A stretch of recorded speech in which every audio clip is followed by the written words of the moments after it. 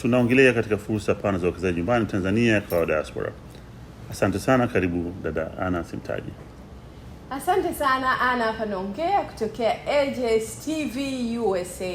Basi leo tumekutana katika upande huu wa North Carolina kama wana diaspora huku Marekani, ambao sababu hasa ya kukutana leo tunataka tuweze kujadili na kubadilishana mawazo fursa tulizonazo kama sisi wana diaspora kule nyumbani katika kipengele cha uwekezaji, na vile vile huku Marekani tuliko. Tuna nafasi zipi? Tuna opportunity gani? Ni kitu gani tunatakiwa kufanya ambacho hatujafanya? Au ni kitu gani tunatakiwa kuongeza pale tunapofanya? Si ndio? So tumekutana wachache katika kuongea na tuweze kuelimishana sisi kwa sisi, kwa wengi watakaoweza kupata opportunity kuisikiliza video hii. So ndugu zangu, karibuni. Ndugu David, brother Nasor, Kakaton, karibuni sana tuweze kuongea, tunajadiliana na mawazo mbalimbali tulionayo. Asante sana. So uwanja uko wetu. Ningependa tu labda tuanze kwa kujiuliza, sisi kama wana diaspora tunajua kabisa kuwa opportunity ya kuwa tayari mwana diaspora, mimi binafsi naiona kwamba tayari ni nafasi ya pekee kabisa. So tuna nafasi ipi katika kule nyumbani Tanzania? Ninavyosema nyumbani na maana nyumbani Tanzania, si ndio? Ndio. Tuna nafasi gani sisi kama wana diaspora kuweza kuwekeza kule nyumbani, kuwekeza kwa manufaa ya kwetu, manufaa ya familia zetu na manufaa ya watu wengine wasiotupafahamu, si ndio? Ndio. Labda tuanzie hapo jamani. Mnaonaje kuhusu nafasi yetu sisi kama wana diaspora? Ndio. Asante sana dada Ana kwa fursa hii, hususan kwa kuendelea kuona hima ya kuwasogezea elimu na ufahamu na diaspora katika maeneo mbalimbali ya fursa kwa jumla. Kwa hiyo nianze mimi nasi kushukuru kwa kazi kubwa unayoifanya ya kuelimisha jamii ya diaspora kujitambua na kutambua fursa zake. Mimi jina langu Nasor Basalama, nadhani si mgeni kwa baadhi yenu, ni kwa wale waliokuwa wengi. Ni mfanya biashara. Nimeanza muda mrefu masuala kuingia kwenye biashara. Lakini katika upande wa diaspora nadhani ni unajua diaspora ni kundi la Tanzania. Katika kujenga Tanzania, yani kuna makundi mbalimbali. Yani kuna watoto, wanawake, wazee, vijana, wafanya biashara, wakulima, na kwa makundi yote yao yanaita kitu kinaitwa Tanzania, yani mkusanyiko wake. Katika kundi ambalo mimi naamini kabisa, ambalo ni kundi la pekee la lenye nafasi ya kipekee katika fursa ya uwekezaji nyumbani Tanzania kuweza kujikwamua na kuamua jamii yake na hata kwa taifa lake, ni kundi la diaspora. Hilo linaitwa diaspora hilo. Ambao ndio sisi sasa. Yes. Wale wa Tanzania ambao wamehama nyumbani kwenda nje kutafuta fursa zao wenyewe binafsi, ndio mwanzo ulikuwa huo. Kama vile watu wamehama kutoka Mwanza kwenda Dar es Salaam au sehemu nyingine. Katika wale waliohama kutoka Tanzania kusafiri nje ya Tanzania kwa kutafuta fursa za kiuchumi, sasa ndio sisi ambao diaspora tuna nafasi ya kipekee kabisa katika fursa ya uwekezaji nyumbani Tanzania. Kwa hiyo ni kundi ambalo ni adhimu, naweza nikasema. Ni kweli. Yes. Ni kweli. So tukiangalia kule nyumbani, sisi tuko huku. Kwanza ni jinsi gani ambavyo tunaweza kuwa, kwa sababu kuna riski vile vile. Ni jinsi gani ambavyo tunaweza kupata the right source ya uwekezaji kule nyumbani. Yani binafsi, labda nyinyi through your own experience umepitia njia zipi ambazo unaweza kushare na wengine wakajifunza jinsi ya uwekezaji kule nyumbani, si ndio? Mtu yoyote karibu. Mimi ninavyoona ni kwamba riski ni ndogo sana ukiangalia na reward ya riski hizo au ya mafanikio ya uwekezaji huo. Maanake riski mara nyingi ziko katika vyanzo ambavyo sio rasmi na vinaweza vikakopeka. Maanake ni kwamba ukipita katika njia sahihi, njia halali, ukutane na hizo riski nyingi tu. Lakini ukitaka sasa kutafuta njia za mkato, njia za haraka, na ndio unakutana na riski hizo ambazo kwa sasa hivi ulimwengu tuliokuwa nao na mazingira ya Tanzania, infrastructure na maendeleo yaliyoweza kutengenezwa ambayo mazingira ya uwekezaji, kwa kweli hutaki kabisa kukutana na hizo riski. Kwa hiyo ndugu Nasor, na swali hapo ulivyoongea nikawa nimepata swali. Sasa mimi kama ni mwana diaspora ambaye nimefika huku niko na siwafahamu vizuri nani naanzia wapi kule nyumbani.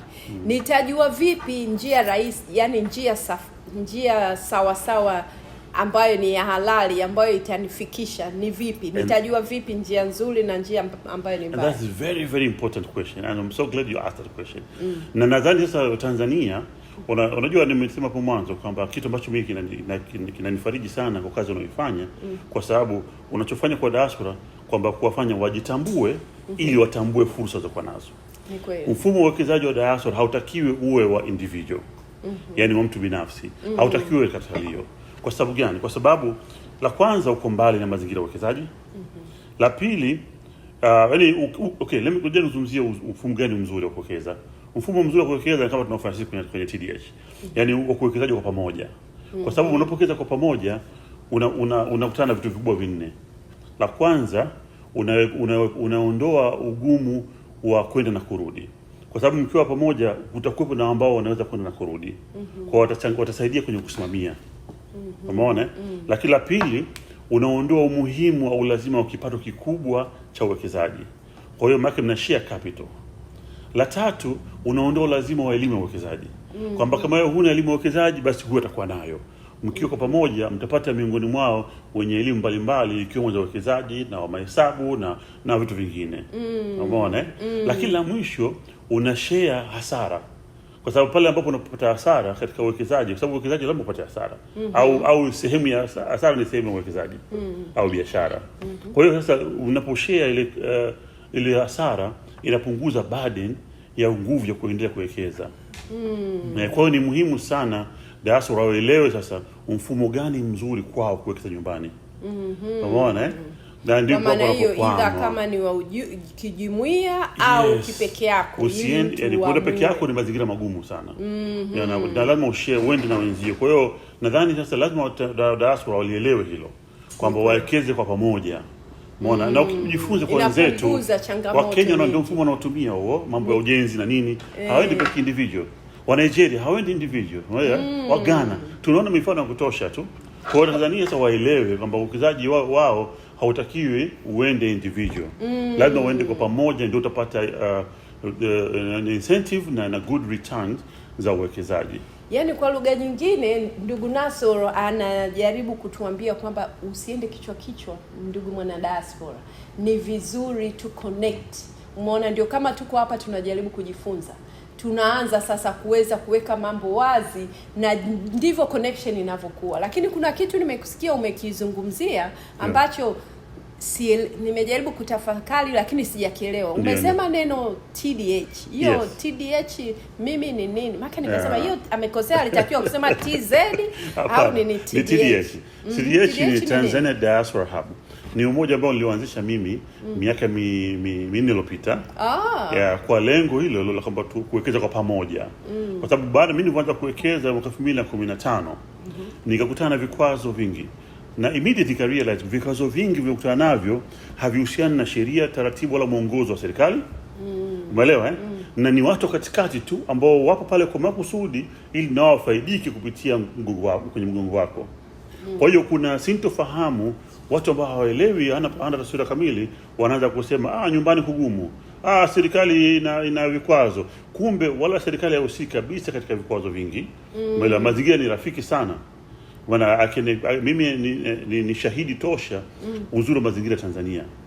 Umeona leo hii bwana Mushi nimemuunganisha na mtu wa serikali ni mtendaji kwa hiyo kumsimamia kununua shamba eka 50 kwa shilingi milioni 6.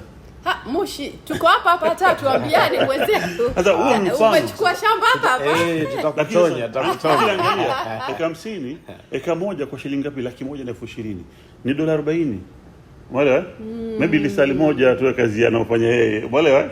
au robo saa. Kwa hiyo kuna uwezo mkubwa sana, lakini guess what, asingeweza kulifanya peke yake. Alimhitaji Basalama. Basalama alimhitaji mtu ambaye anamwamini kule, ambaye shadili naye, unaona. Kwa hiyo sasa usiende peke yako. Ni kweli, unahitaji uende na wenzio.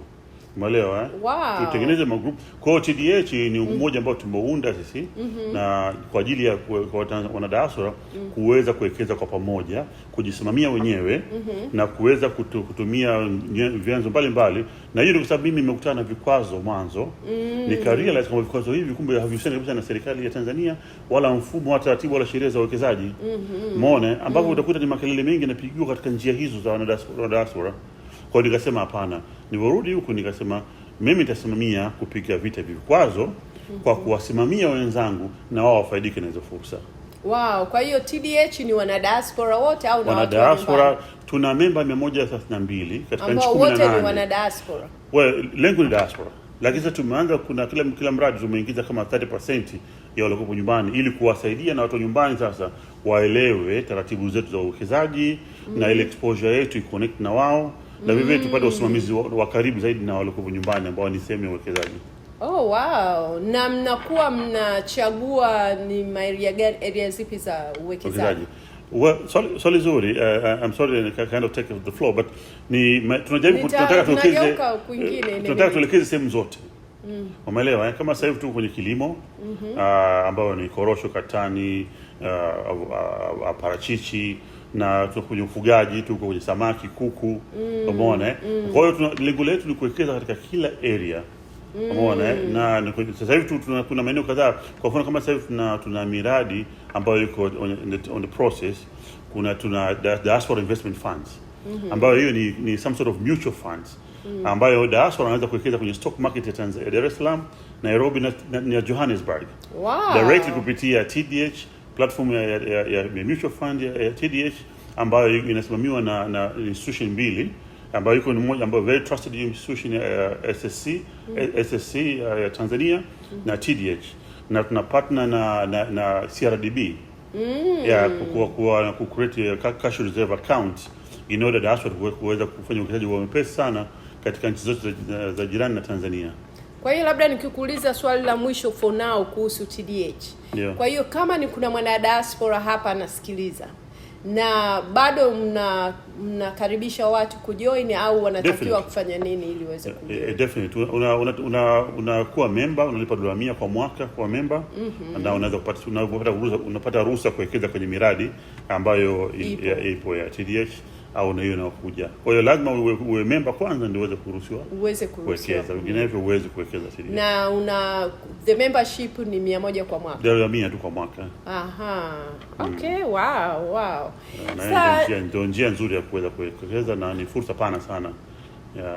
Mmesikia jamani, katika maongezi yetu tunavyoendelea katika kujifunza chances za kuwekeza kule nyumbani, Bwana Nasoro hapa ametushauri vizuri wana diaspora. Tukipata opportunity ya kwa pamoja, kikundi fulani mnaenda kwa kikundi kusaidiana vile vile kupunguza changamoto mbalimbali. Unaona ni moja ya opportunity aliyo suggest.